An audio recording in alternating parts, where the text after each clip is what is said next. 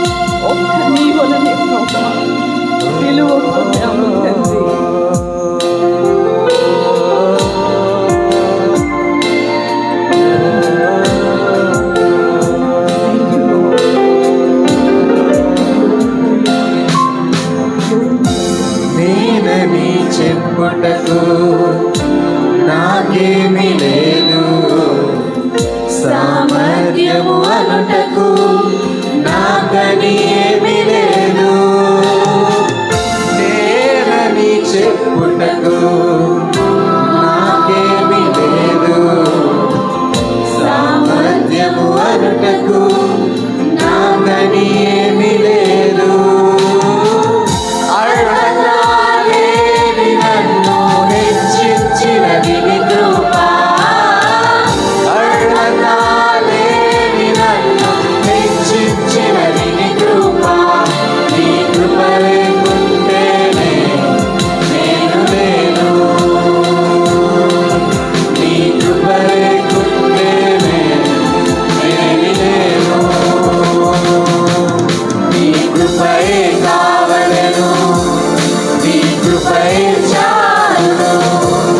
నీ కృప లేకుంటేనే నేనేమీ లేనయ్యా. నీ కృపయే కావలెను, నీ కృపయే చాలును. నీ కృప లేకుంటేనే నేనేమీ లేనయ్యా. యేసయ్యా యేసయ్యా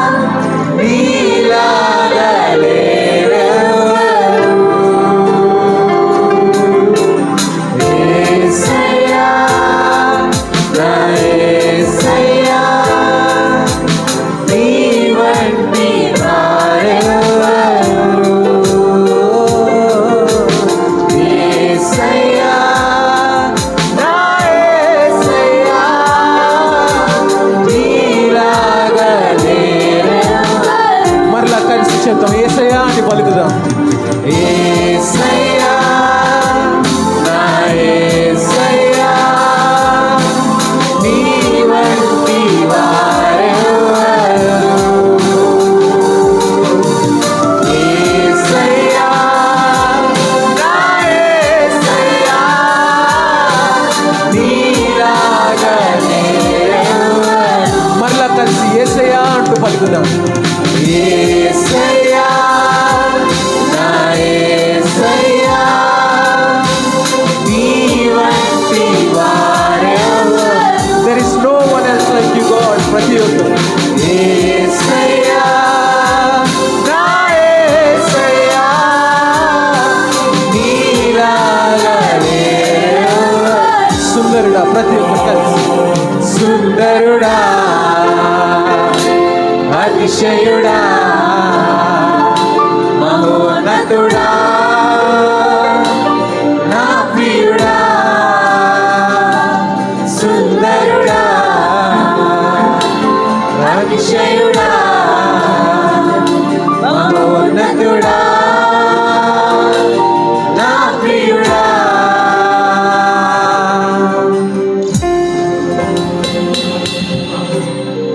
దేవా, నేను శబ్దముతో అర్థమే లేదు ప్రభా. నీవుంటే విలువైన దాని ప్రభా. నీవుంటే తండ్రి నేను నిజముగా ఉన్నట్లే ప్రభా. మా అతిశయమునకు కారణము నీవు తండ్రి. మాలో ఉన్న బలమునకు కారణము నీవు ప్రభా. నీకు వేరుగా మేము లేము తండ్రి.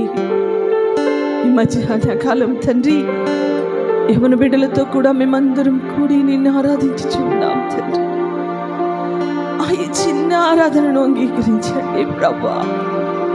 మా బలమును కొట్టివేయండి తండ్రి. మా జ్ఞానమును కొట్టివేయండి తండ్రి. నీ జ్ఞానముతో మమ్మల్ని నింపండి దేవా.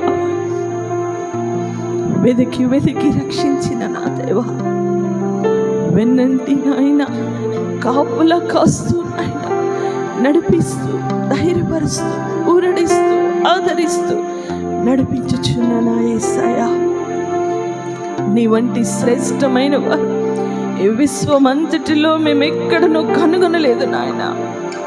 ఎక్కడనూ లేరు, ఎక్కడనూ లేరు తండ్రి.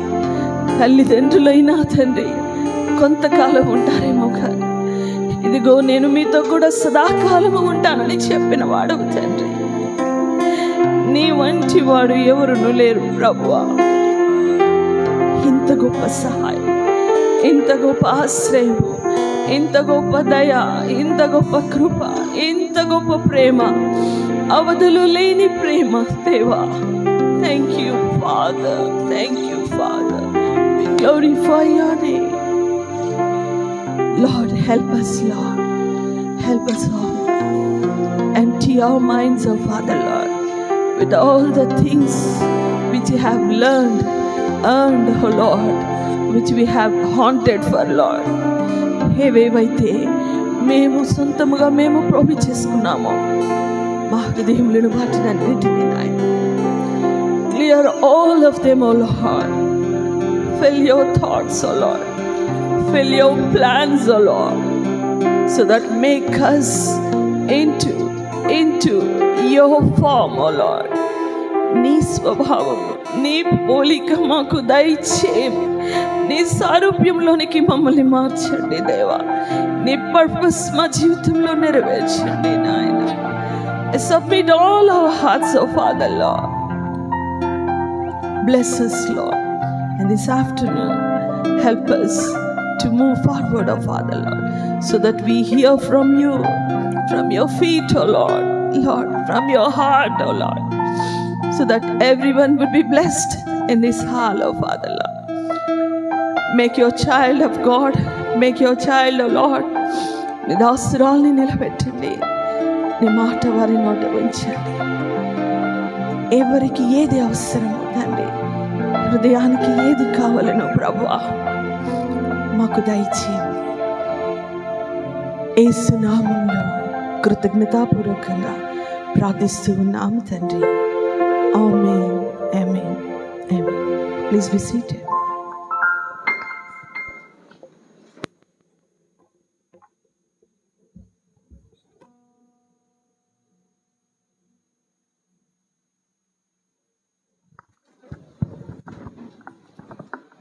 I hope we all are blessed by participating in this worship session. I appreciate our worship team and Dr. Shakila ma'am for leading us in worship. Now, ma'am reminded us in first session about submitting all our ways to God and He will make our path straight. Let us be obedient to God, and I hope everyone would be committed to what God have given us goals in our life. I welcome Dr. P. Veena madam to take this next session and lead us in Word of God.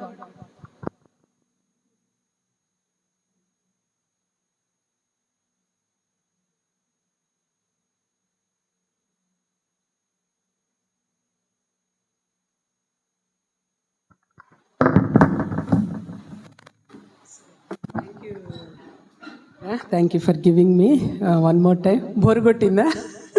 మళ్ళీ నన్నే చూడాలని బాధపడుతున్నారా? So first మనం actually this is the time for how to interpret the word of God.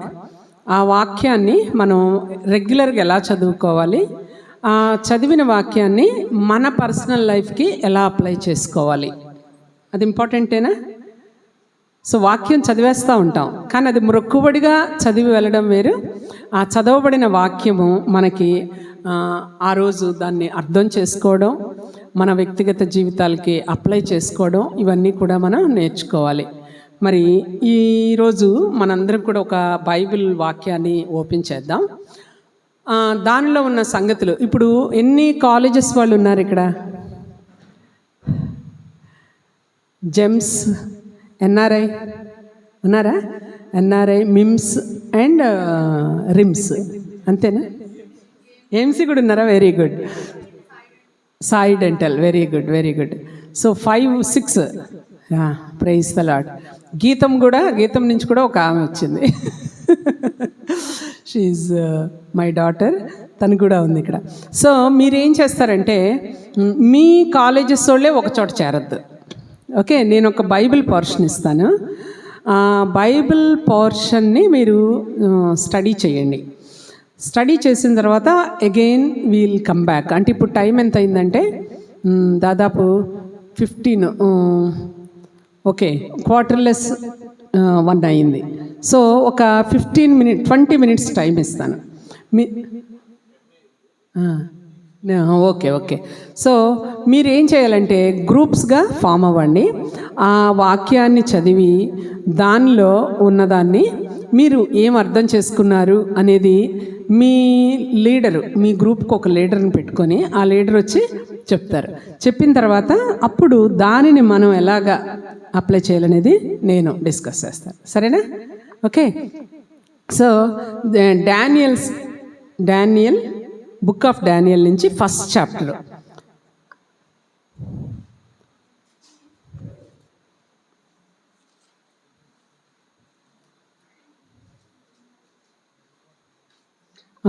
First chapter అంతా ఉంది, పర్వాలేదు, మనం ఒక 3 మినిట్స్లో చదివేసుకోగలం.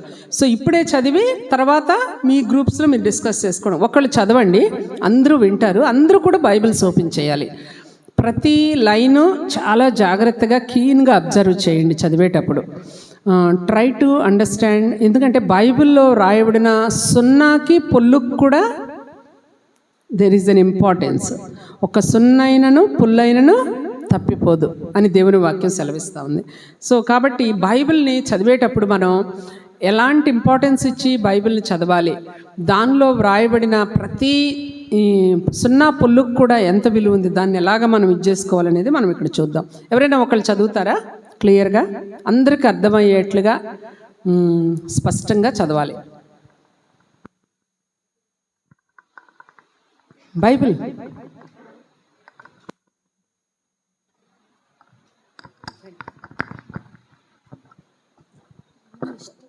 ఫస్ట్ అధ్యాయం.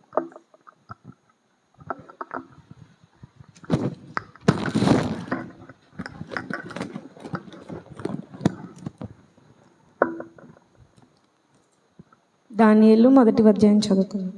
యూదారాజగు యెహోయాకీము ఏలుబడిలో 3వ సంవత్సరమున బబులోను రాజగు నెబుకద్నెజరు యెరూషలేము మీదకి వచ్చి దాని ముట్టడి వేయగా, ప్రభువు యూదారాజగు యెహోయాకీమును దేవుని మందిరంలోని శేషించిన ఉపకరణములను ఆ రాజు చేతికి అప్పగించెను గనుక అతడు ఆ వస్తువులను షినారు దేశంలోని తన దేవతాలయమునకు తీసుకొని పోయి తన దేవతాలయపు బొక్కసములో ఉంచెను. రాజు అషెనజు అను తన నపుంసకుల అధిపతిని పిలిపించి అతనికి ఇలాగో ఆజ్ఞాపించెను. ఇశ్రాయేలుల రాజవంశములలో ముఖ్యులై లోపము లేని సౌందర్యమును సకల విద్యా ప్రవీణతయు జ్ఞానమును కలిగి తత్వజ్ఞానము తెలిసిన వారై రాజునగరునందు నిలువదగిన కొందరు బాలును రప్పించి కల్దీయుల విద్యను భాషను వారికి నేర్పుము. మరియు రాజు తాను భుజించు ఆహారములో నుండి తాను పానము చేయు ద్రాక్షారసములో నుండి అనుదిన భాగము వారికి నియమించి 3 సంవత్సరములు వారిని పోషించిన పిమ్మట వారిని తన ఎదుట నిలవబెట్టునట్లు ఆజ్ఞ ఇచ్చెను. యూదులలో నుండి దానియేలు, హనన్య, మిషాయేలు, అజర్యా అనువారు వీరిలో నుండురి. నపుంసకుల అధిపతి దానియేలునకు బెల్తెషాజరు అనియు, హనన్యాకు షద్రకనియు, మిషాయేలునకు మేషకనియు, అజర్యాకు అభిజ్ఞగో అనియు పేర్లు పెట్టెను. రాజు భుజించు భోజనమును పానము చేయ ద్రాక్షారసమును పుచ్చుకొని తన్ను అపవిత్రపరచుకొనకూడదని దానియేలు ఉద్దేశించి తాను అపవిత్రుడు కాకుండానట్లు వాటిని పుచ్చుకొనకుండా సెలవిమ్మని నపుంసకుల అధిపతిని వేడుకొనగా, దేవుడు నపుంసకుల అధిపతి దృష్టికి దానియేలునకు కృపా కటాక్షమునందును అనుగ్రహించెను గనుక నపుంసకుల అధిపతి దానియేలుతో ఇట్లనెను: మీకు అన్నపానములు నియమించిన రాజగు నా యజమానునికి నేను భయపడుచున్నాను. మీ ఈడు బాలుర ముఖముల కంటే మీ ముఖములు కృషించినట్లు ఆయనకు కనబడనేలా? అట్లయితే మీరు రాజు చేత నాకు ప్రాణాపాయము కలుగచేతురు. నపుంసకుల అధిపతి దానియేలు, హనన్య, మిషాయేలు, అజర్యా అనువారి మీద నియమించిన నియామికునితో దానియేలు ఇట్లనెను: భోజనమునకు శాకధాన్యాదులను, పానమునకు నీళ్లును నీ దాసుల మగు మాకిప్పించి దయచేసి 10 దినముల వరకు మమ్మను పరీక్షింపుము.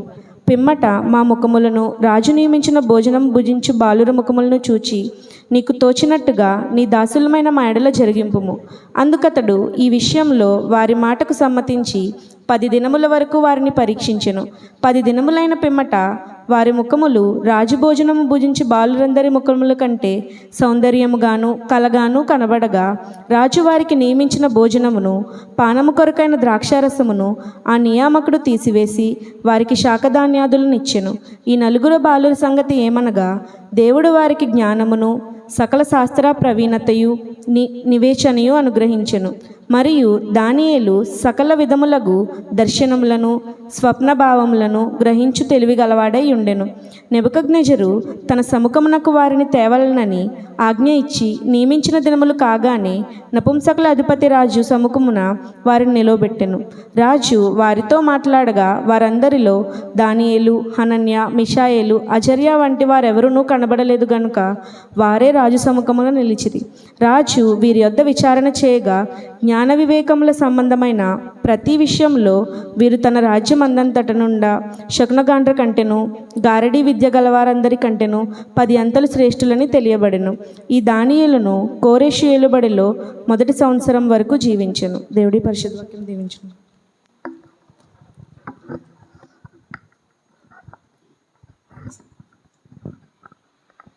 సో అందరికీ అర్థమైంది కదా స్టోరీ.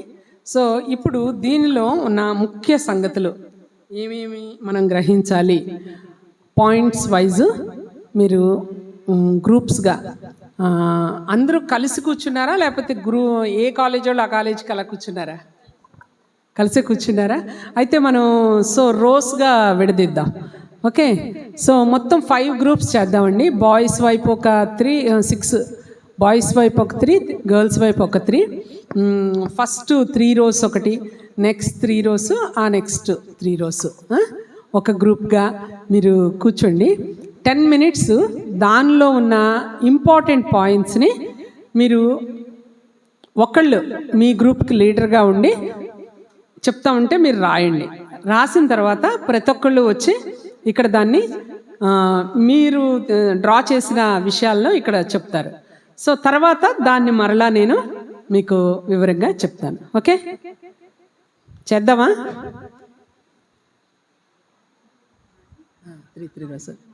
రౌండ్ చేసేయండి. గబాబు లేవండి అందరూ. మరి మనకు టైము చాలా కన్స్ట్రెయింట్గా ఉంది కదా, లంచ్ టైం అయిపోయింది. బట్ స్టిల్ మనకి ఇంకా బైబిల్ స్టడీ అవ్వలేదు కదా, లేట్గా స్టార్ట్ అవడం వల్ల. బాయ్స్ ఒక 3 rows.